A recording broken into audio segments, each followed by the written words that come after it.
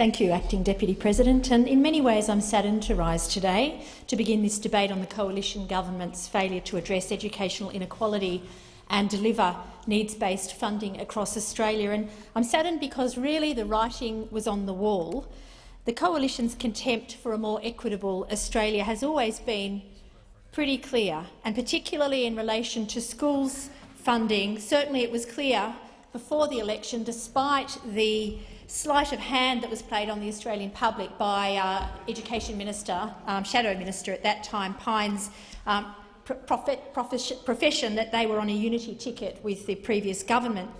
But I'm also very proud, again, to stand here to make the case for a schooling system in Australia where every child will have the chance to succeed and where not one child will be denied a future just because of their background. Since coming to government, the Coalition Government has done nothing to address the staggering inequality gap in education in Australia. In fact, their duplicitous policy manoeuvring will actually further entrench privilege and entrench advantage in some schools over others, just like the Howard government did before them. And far from working towards a national needs-based funding model, the Abbott government has diligently undermined the work of the Gonski review panel at every opportunity, with a distraction here or for, a few blank cheques here or there, and at every step of the way using the language of command and control to sneakily undo anything that just might give disadvantaged kids in Australia the same educational opportunities as Australia's most privileged children. And I want to be clear that there is no needs-based school model for Australian schools being delivered by this government. And in fact, they've been remarkably consistent in their opposition to targeted funding towards those students who need extra help. So despite promises of a unity ticket before the election and a whole lot of policy gymnastics afterwards, this government has only ever had an eye to the politics and never made a real commitment to resolve the problem. And the problem is that here, in the land of the fair go, as we like to think, Conservative governments have created one of the most inequitable school funding systems in the world. The problem is that the gap between the top and bottom 20% of Year 9 students' reading performance, for example, is up to an equivalent of 5 years' schooling. 5 years.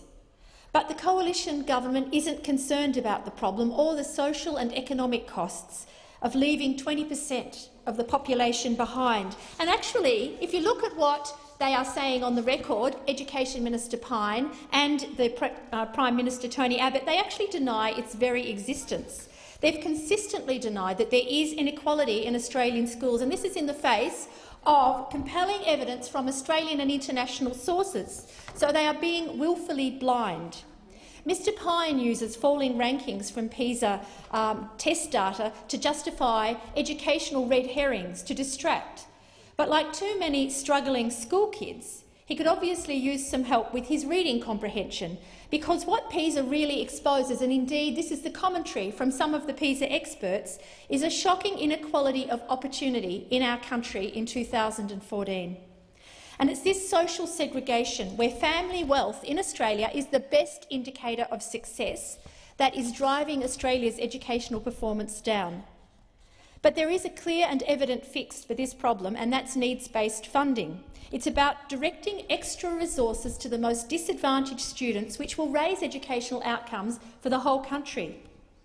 The OECD indeed say this type of investment brings economic benefits twice as high as the initial outlay. Despite throwing cash without conditions at Queensland, Western Australia and the Northern Territory, Education Minister Pyne insists on saying that money isn't part of the solution. He bleats that money doesn't matter, and he says that government spending on education has never been higher, and for that I will give him half a mark, because education spending on non-government schools has never been higher in Australia. But we are leaving literally millions of students behind by failing to properly fund public education.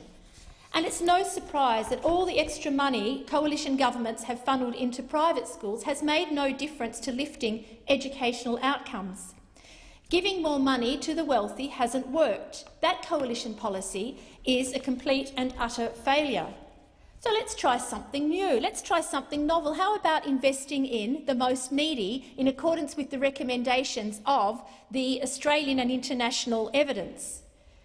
Too often in this place I hear those on government benches talking about the Gonski school funding system as being throwing money at a problem. But let me make it clear to everyone on the government benches. The Gonski reforms are about targeted spending. They're about spending where there is disadvantage on evidence-based programs to help those children in those schools reach their potential. There's no throwing of money and there are no blank cheques. Well, there weren't until the coalition came to government and set about actively avoiding needs-based school reform. So let's be really, really clear here. The Abbott government's failure to deliver needs-based funding in Australia is not a mistake. It's not incompetence. It's because many, too many, on the government benches, and particularly the Education Minister, don't want a meritocracy in Australia.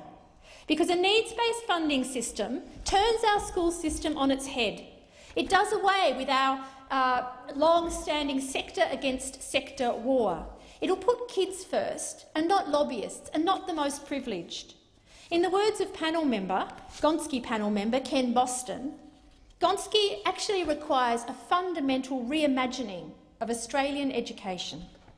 And I'll quote him. He says, "If school performance is neither advantaged nor disadvantaged by parental income, ethnic background, religion, school size or location, and whether a student attends an independent, Catholic or public school, success at school will be determined essentially by the student's ability, application and hard work."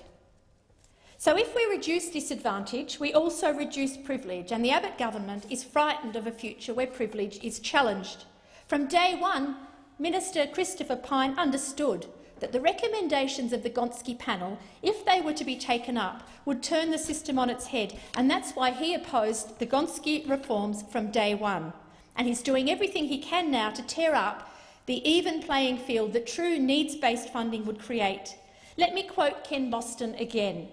"At present, it is mainly the hard-working and talented children of the privileged who have access to the very highest levels of educational achievement. If Gonski is implemented, such access will be available increasingly to the similarly hard-working and talented children of the socially disadvantaged. This is equality of opportunity, not equality of outcomes. Differences in outcomes will inevitably exist between children, but they will no longer be the result of factors such as poverty, religion or sector of schooling." The Australian Greens are on the record as saying what the previous government delivered is far from perfect, but the basis was there. The school funding system based for the first time on the needs of students and a plan to make a big investment in the future of our country by boosting funding levels. What the Abbott government must grasp is that this is more than a political game. It's the future of millions of students on the line, and it's also our country's future on the line.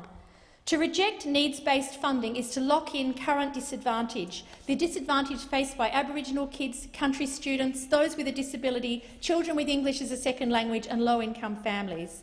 And rejecting needs-based funding means that too many public schools will struggle for the basics, while those most wealthy private schools will prosper. To reject needs-based funding will also mean rejecting the improvement to our economy. Price Waterhouse and Coopers have done an analysis which suggests that we stand to lose as much as $1 trillion by the end of the century if we don't make the investment in education in those areas where we need it in a timely way.